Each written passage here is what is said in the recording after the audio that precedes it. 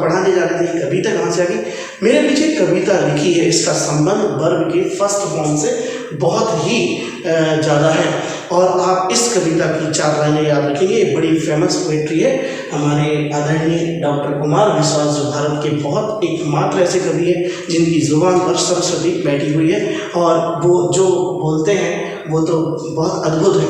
तो उन्हीं की 4 लाइन से मैं अपने इस वीडियो को शुरू कर रहा हूँ और वर्ब के फर्स्ट फॉर्म को आपको ले चलता हूँ कि इन लाइनों का वर्ब के फर्स्ट फॉर्म से क्या संबंध है। लाइनें क्या देखिए। कोई दीवाना कहता है, कोई पागल समझता है, मगर धरती की बेचैनी को बस बादल समझता है। मैं तुझसे दूर कैसा हूँ, तू मुझसे दूर कैसी है, ये मेरा दिल समझता है या तेरा दिल समझता है। इस कविता की लाइनों का जो जुड़ाव है वो एक ऐसे बच्चे से है जो पढ़ने के लिए कोटा चला गया है और उसकी माँ उसे याद कर रही है और बेटा माँ को याद कर रहा है बहुत दूर पहुँच करके। ठीक है, अब मैं इसको आपको जोड़ता हूँ वर्ब के फर्स्ट फॉर्म से। देखिए, वर्ब के फर्स्ट फॉर्म का यूज हमेशा व्याख्या करने के लिए होता है, किसी चीज को बताने के लिए होता है, किसी एक्सप्लेनेशन के लिए होता है पहला यूज। आगे के यूज हम बात करेंगे। अब इस लाइनों से क्या संबंध है देखिए। यहाँ पर व्याख्या हो रही है, कोई दीवाना कहता है, कोई पागल समझता है ना, किसी व्यक्ति की, किसी बच्चे की। ठीक, व्याख्या हो रही है और देखिए काय पर खत्म हो रहा है सेंटेंस, ताहे पर, समझता है, ताहे पर, समझता है, ताहे पर, और फिर देखिए समझता है। ठीक है, ये सारे वाक्य जो है ताहे पर खत्म हो रहे हैं। वर्ब के फर्स्ट फॉर्म का यही तो यूज है। ऐसे हिंदी के सेंटेंसेस जो ता, ती, ते, है, हूँ पर खत्म हो और जिनमें एक्शन हो, ये बात ध्यान रखना, जिन वाक्यों में एक्शन हो, ठीक, और वे ता है, ती है और ते है पर खत्म होंगे, वे ही वर्ब के फर्स्ट फॉर्म से बनाए जाएंगे। कैसे बनाए जाएंगे हम आगे देखते हैं। अब मैंने इस कविता की लाइनों को अपने तरीके से कुछ ऐसा लिखा है। ठीक है, इसमें हमने आपको जोड़ा है, छात्रों को जोड़ा है। सुनिए क्या लिखा है। कोई डॉक्टर कहता है, कोई इंजीनियर समझता है, मगर छात्र की बेचैनी को बस शिक्षक समझता है। मैं तुझसे दूर कैसा हूँ, तू मुझसे दूर कैसी है, ये तेरा दिल समझता है या मेरा दिल समझता है।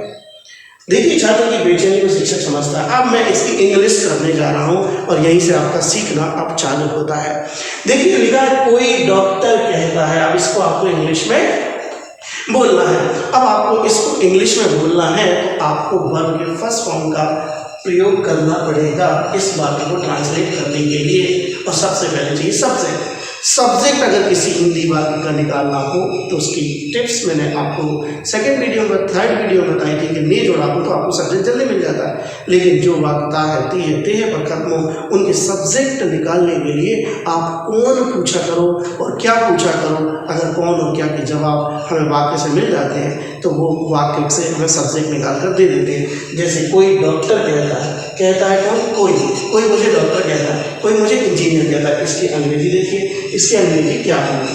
इसकी अंग्रेजी होगी, कोई डॉक्टर कहता है someone says doctor, someone considers engineer, कोई डॉक्टर कहता है, कोई इंजीनियर समझता है। अब आपको इसको इंग्लिश में कहना है तो आप क्या कहेंगे? someone says doctor and someone। अब समझना को अंडरस्टैंड भी कहते हैं और कंसीडर भी कहते हैं। तो समझने को हम कंसीडर और या अंडरस्टैंड वर्ड का यूज कर सकते हैं। तो कोई शब्द के लिए हम someone लगाएंगे। someone है, everyone है, no one है, ये सारे इंडेफिनिट प्रोनाउन कहलाते हैं। जब मैं प्रोनाउन का सेक्शन पढ़ाऊंगा तो आपको इन प्रोनाउन की जानकारी दूंगा। ये इंडेफिनिट प्रोनाउन है। ठीक, फिलहाल अभी अपन ट्रांसलेशन पर देखते हैं इनके मतलब क्या है। someone यानी कोई कहता है, क्या कहता है? डॉक्टर कहता है। someone considers इंजीनियर, कोई मुझे इंजीनियर समझता है, मगर छात्र की बेचैनी को बस शिक्षक समझता है। बट समझता है कौन? शिक्षक। देखिए करता है only teacher, but only teacher understands my restlessness, छात्र की बेचैनी को मैंने सिर्फ लिखा माई रेस्टलेसनेस, यानी मेरी बेचैनी को, यानी छात्र की बेचैनी को सिर्फ टीचर समझता है। यानी यहाँ पर हम छात्र की बेचैनी को ये भी लिख सकते थे द रेस्टलेसनेस ऑफ स्टूडेंट, ठीक। लेकिन मैंने यहाँ पर थोड़ा सा कंसाइज किया सेंटेंस को और आपकी सुविधा के लिए लिखा है।